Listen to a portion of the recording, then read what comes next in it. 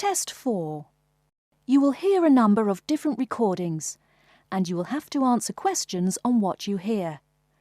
There will be time for you to read the instructions and questions, and you will have a chance to check your work. All the recordings will be played once only. The test is in 4 sections. At the end of the test, you will be given 10 minutes to transfer your answers to an answer sheet. Now turn to Section 1. Section 1. You will hear a conversation between a staff member from Gaia's Guardians and a man who wants to do something to protect the environment. First, you have some time to look at questions 1 to 5.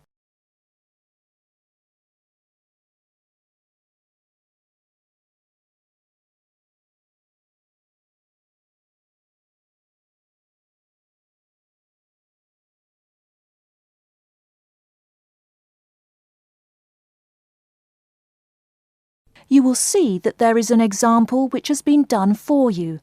On this occasion only, the conversation relating to this will be played first. Hello, how may I help you? Well, I've been seeing these yellow boxes in front of a lot of houses in my neighborhood. Just wondered what they were for. I noticed your phone number on all of them, so I called. Could you tell me about your business? We do recycling, but we're not a business. Gaia's Guardians is a non-profit group. We encourage recycling as a way of protecting the environment. The woman says that they encourage recycling as a way of protecting the environment. So, recycling has been written in the space. Now we shall begin. You should answer the questions as you listen, because you will not hear the recording a second time. Listen carefully and answer questions 1 to 5. Hello, how may I help you? Well, I've been seeing these yellow boxes in front of a lot of houses in my neighborhood. Just wondered what they were for. I noticed your phone number on all of them, so I called. Could you tell me about your business? We do recycling, but we're not a business. Gaia's Guardians is a non-profit group. We encourage recycling as a way of protecting the environment. I don't know. I mean, it is a good idea, but I really don't read the newspaper every day or anything. And we don't come collect newspapers every day. In fact, we only do pickups every other week. Oh, well, then maybe I could help. I mean, in my neighborhood, there's too much rubbish lying around everywhere. I'd like to help out, I guess. That's great, sir. You're doing the right thing. Okay, I need to get your contact information. What's your name, please? Peter Wisrow. Peter, how do you spell your last name? W-I-S-R-O-W? No, actually, it's W-I-S-R-O-U-G-H.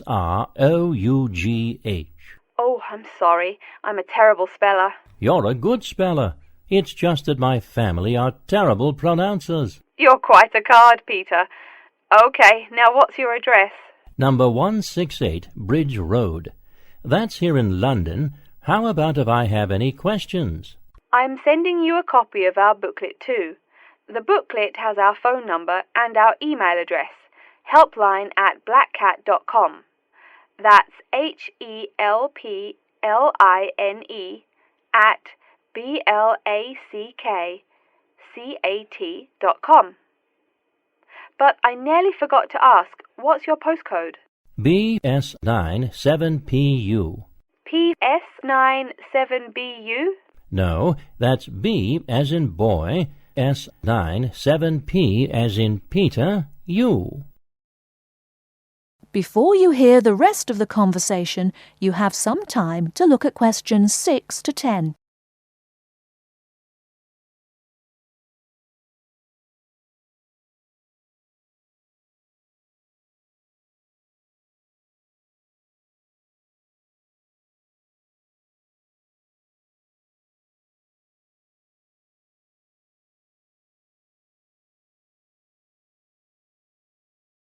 Now listen and answer questions 6 to 10.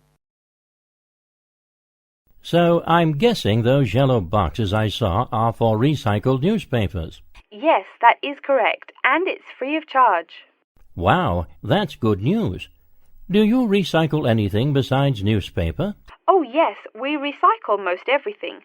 Glass, plastic, paper. Oh, so I can put like glass and plastic bottles in the box. Sorry again. Things like that you have to bring to our collection centre. And where is that? Our main centre isn't that far from you. It's actually right on the east side of Central Park. That new blue building? That's the one. Cool. Hey, what's with all those different colored boxes outside that place? Oh, that's for the different materials we recycle. The blue is for metal, the green is for glass and plastics, and the yellow, of course, is for paper. Okay, I'll try and manage to keep all that straight. Oh, no need. They're each labelled. Great. So which one would I put magazines in? Actually, they don't go in any of the bins. Unfortunately, magazines can't be recycled because of the material they're made of. It's such a waste. So, would you be interested in volunteering? I'll think about it. Could you send me some more info? Absolutely. Along with the newspaper box, I'll be sending you our booklet, Savvy. That is SAVVY. It tells you about what you can do to protect the environment in your daily life. Plus, it lists things you can do as a volunteer with our group. Hey, that's cool. Thanks. My pleasure. Do you have any other questions or concerns? Nope, that's it. That is the end of Section 1. You now have half a minute to check your answers.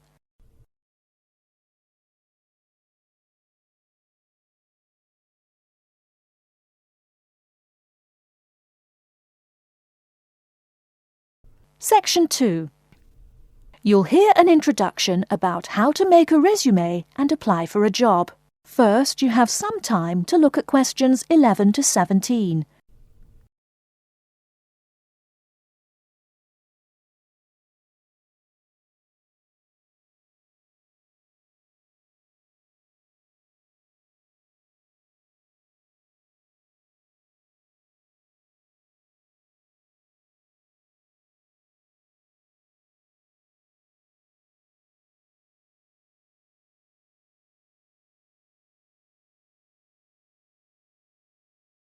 Now, listen carefully and answer questions 11 to 17. Welcome everyone to today's seminar on CV and interview skills. Remember, your CV is probably the most important document you will ever write. It opens the door to your career, and that job interview is probably the most important meeting you will ever attend. It's like stepping through that open door. So let's roll up our sleeves and get down to work, shall we? First of all, I cannot possibly tell you everything you need to know about writing a resume in the time we have. But let me tell you that there are dozens of great websites on the internet. These will give you all the suggestions you need. If you look at the paper I gave you, you will see a list of the dozen most popular sites. I can mention a couple of important points, however. One is that your CV or resume should not be too long. A page is about right. Why? HR departments do not have the time to read long documents. Too many people are sending too many CVs. After all, the economic crisis of 2008 is still very much alive. Everyone needs a job now. No matter how short you make that resume, though, you do not want to forget to tell HR how to contact your references. References are people who will give you a recommendation for a job. That's usually an ex-boss or a professor who knows you well. Do not use relatives. I don't care how much your mum loves you. Also, when you send that CV, be sure to include a typed cover letter. A cover letter is a letter where you basically are asking for a job. It's like introducing yourself. Make it brief. The real information about you is on that CV of yours, and please make sure the letter is typed. It doesn't matter if your handwriting is beautiful or not. Companies only read typed letters. Another point about CVs is you should try to have an attractive layout. Maybe use different type fonts or colours to highlight information. Some people include a photo. You can find dozens of examples on the internet. Whatever layout you decide to use, however, avoid all spelling and grammar errors. I used to be an HR manager. If I saw a mistake, that CV went into the garbage. Something you write in a CV is a description of your skills and experiences in an interesting way. Mention training too. These are what get you hired. Do not just say, I have lots of experience, or I have many skills. Tell that boss what you did, for what company, and when. Better, tell him how well you did it. Don't just say, I sold houses. Say, I sold £2 million worth of houses in my first year. That is, say something to make the person reading excited and curious. Finally, speaking of CVs, it's sad, but some people actually forget to provide a contact number. That's pretty silly. You wrote a great CV, you have HR dying to meet you, and they don't know how. You forgot your phone number. Oh, sure, if you apply online, they have your email address, but you just showed them you're forgetful. Why are they going to want to talk to you after that? Before you hear the rest of the talk, you have some time to look at questions 18 to 20.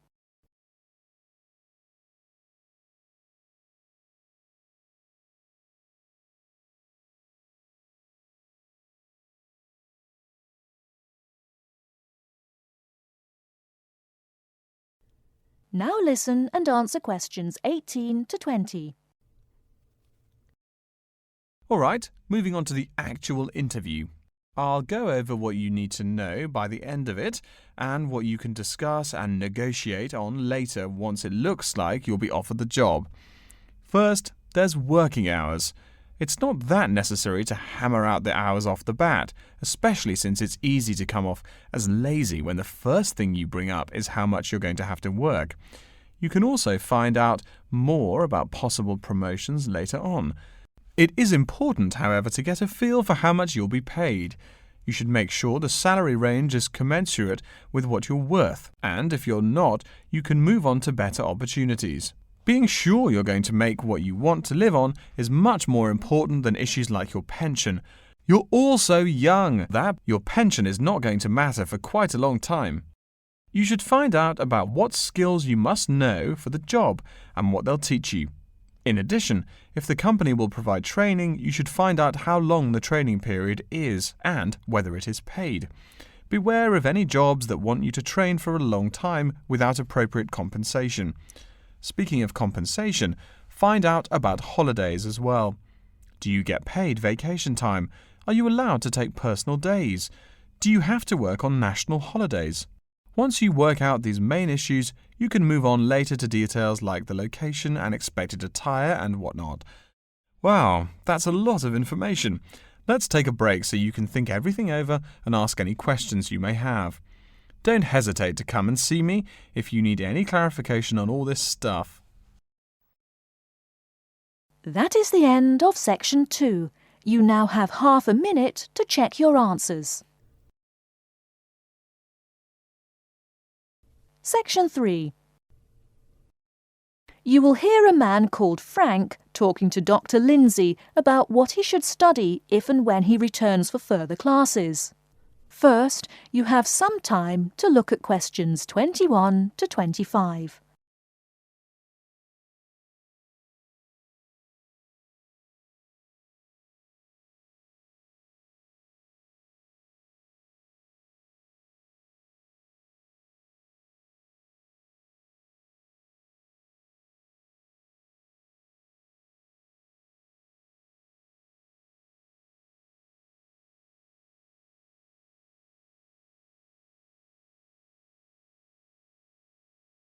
Now, listen carefully and answer questions 21 to 25. Hello, are you Dr. Lindsay, the returning student's advisor? Yes, that's right. Are you Frank?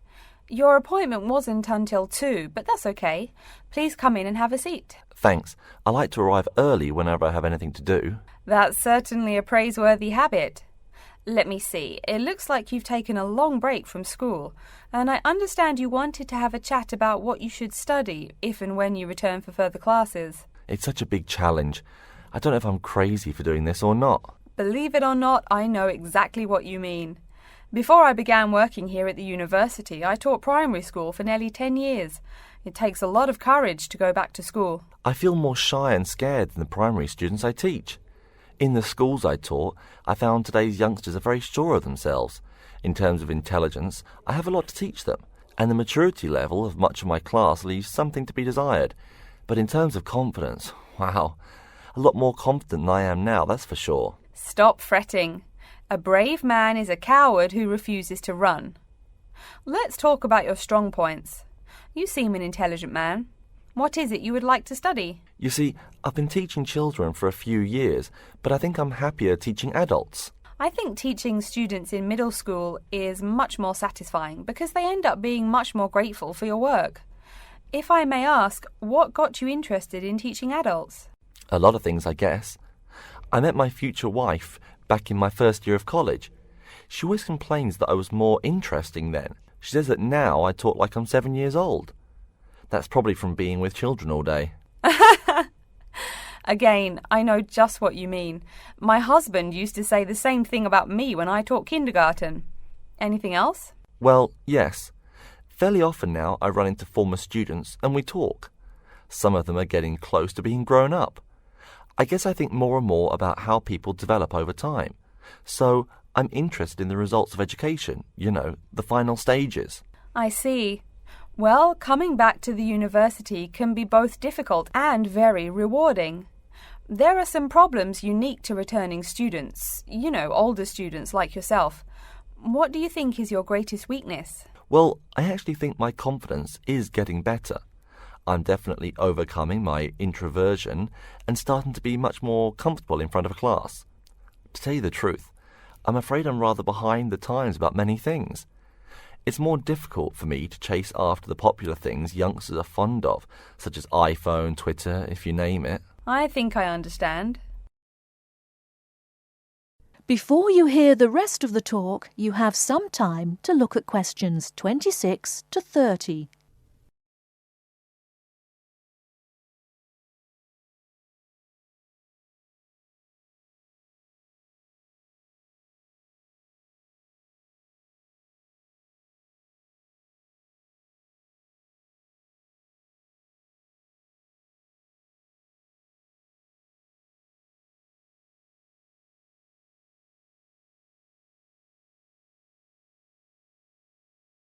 Now listen and answer questions 26 to 30. How old are you, 35? People at your age still go back to school for further education. I was a bit the same way. I didn't study at university till after I had a family, a husband and one child. My point of view was a lot different from your average 18-year-old girls, I can tell you. Gee, that sounds pretty rough. A family and college? Clearly you weren't unsuccessful, though. It was, Frank, it truly was. My first term at school was extremely stressful. But, excuse me, you're not here to listen to my life story. We're talking about your plans. Is there anything unique I should know about you or your past experience or plans? I'm afraid not. There is nothing interesting about my career or plans. It's really not too impressive. Now, I forbid you to talk like that. This is your one life, and if you're not interested, why bother living it? Don't be so humble, Frank. Okay. My wife says I'm a wimp. Let's talk about your dreams a bit. You want to teach adults, you said. What would you like to teach them? Well, when I first came to college, I really liked languages and literature. A lot of people have told me that for practical reasons, it would be more rewarding to choose business management as my major. But I made up my mind to study liberal arts once I got the idea of going back to school. I must say it's refreshing to meet someone who knows there's more to an education than computers and finance. Let's have a look at the university course catalogue. Excuse me, Dr. Lindsay, before we do that, could I maybe ask you some questions about changes in university life? I think I need to discuss that so I know what to expect. Of course, I'm here to help you. The biggest thing to get used to is the change in technology. Professors present things on huge screens, many of which are interactive computerized whiteboards. You can write on them still and use them like a touchscreen. They're really handy. No more sloppy scribbled notes on the projector. Let's see, I doubt you'll be living in student housing, so I won't go into all the improvements there. Another major change that you'll enjoy is the plethora of resources available for students. As a student, you have 24-hour access to the gym and library privileges that include the use of school computers to scan, copy and print.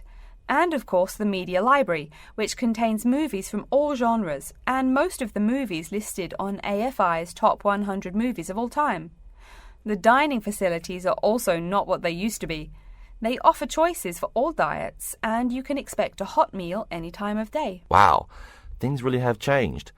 I'll be sure to utilize all those great facilities in my time here. Thanks for all your help, Dr. Lindsay. I think that's all the questions I have for now. That is the end of Section 3. You now have half a minute to check your answers. Section 4. You will hear an introduction about the curriculum and facilities of Wassamata University. First, you have some time to look at questions 31 to 40.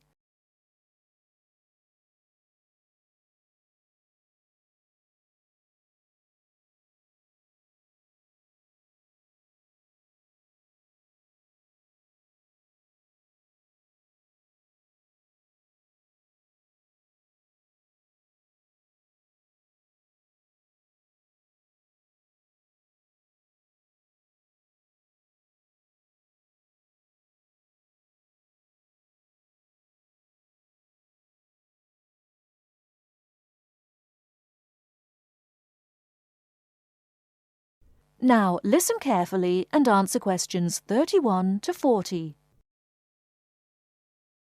Okay, and welcome back. During the short break we just took, several of you approached me with questions. So before going on with the orientation talk, I'd like to address those queries. As I found, if one person asks a question, probably a dozen others are wondering about the same thing. The first question is whether Wassamata University employs modules technology as an instruction method. The answer is yes, we do. At least that's what the university catalogue says. If some of you don't understand what modules technology is, don't worry. I googled the word but couldn't find it. Apparently, though, it's a method of broadband wireless access. At least that's what an American company's website told me. But again, don't worry. If you need to know something more, your professor can tell you. Another question someone asked me was what tomorrow's workshop on research methods and skills was about. Well, research skills include any method you can imagine for finding and presenting any information you need. That's not just schoolwork either. Writing English, the native language for most of you, and finding a job are also research skills. And yes, those will be addressed in tomorrow's workshop. As you know, Wassamata University is one of this country's premier universities for the study of the dismal science, economics. Some of you, it seems, want to get a jump on their classmates. During the break, half a dozen of you came up and asked me where to find economics tomes. I know it's odd, but this school's library holdings are divided up between two libraries. Economics books are in the old library. If you look out of the window behind me, you can see it. It's the red brick building. Oh, before I forget, you economics types also need a lot of math, am I right? Well, those math books are neither in the old library nor in the new one. They can be found in the math department building. Why am I telling you this? Doesn't the invisible hand guide economists? Maybe it's good you asked. In 2008, that hand shoved most of the world economy off a cliff, didn't it?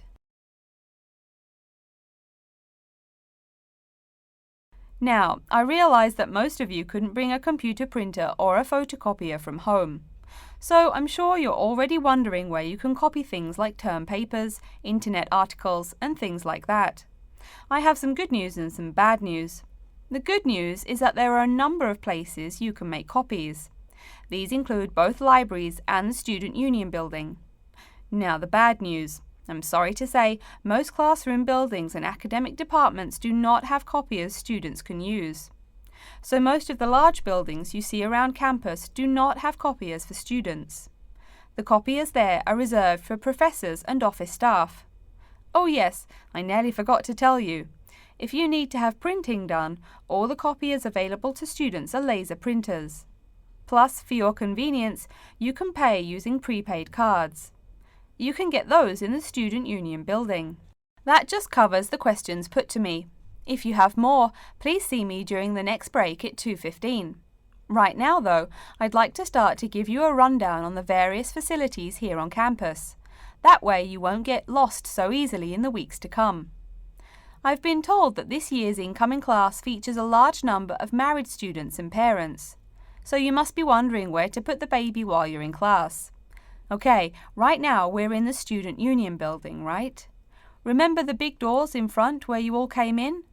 If you go out of the building, you can see the nursery is just on the other side of this building. It's only about 20 meters away. Convenient, eh? Next, we're all from different places around the country. Some of you are from other countries. That means we're pretty likely to get sick during the first months of school as we expose each other to many new viruses. So where's the doctor? Of course, you need to find the Medical Services Centre, which is on the right as you leave the building. Remember, that's the second building on the right. And if you look out of that window, you can see a lot of antenna and satellite dishes on the roof. So that's what we call the Media Centre. Yeah, I know, I think it's confusing too. The Media Centre is next to the Medical Centre. The chairwoman of the journalism school on the first floor doesn't like it when people who wander in there mistake her for a nurse. Chances are you'll have at least one math class while you're here. That red building there, just outside to the left, is the math department building. I know, it looks about as old as the subject of math, but I assure you that the inside is equipped with state-of-the-art classroom equipment, including interactive chalkboards and surround sound in every room.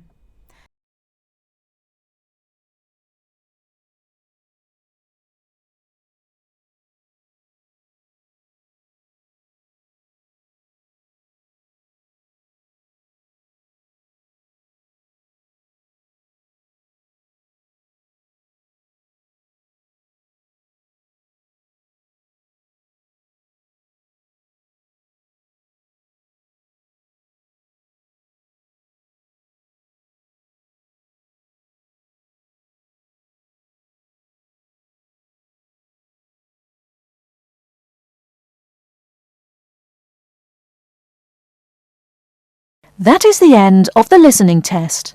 In the IELTS test, you will now have 10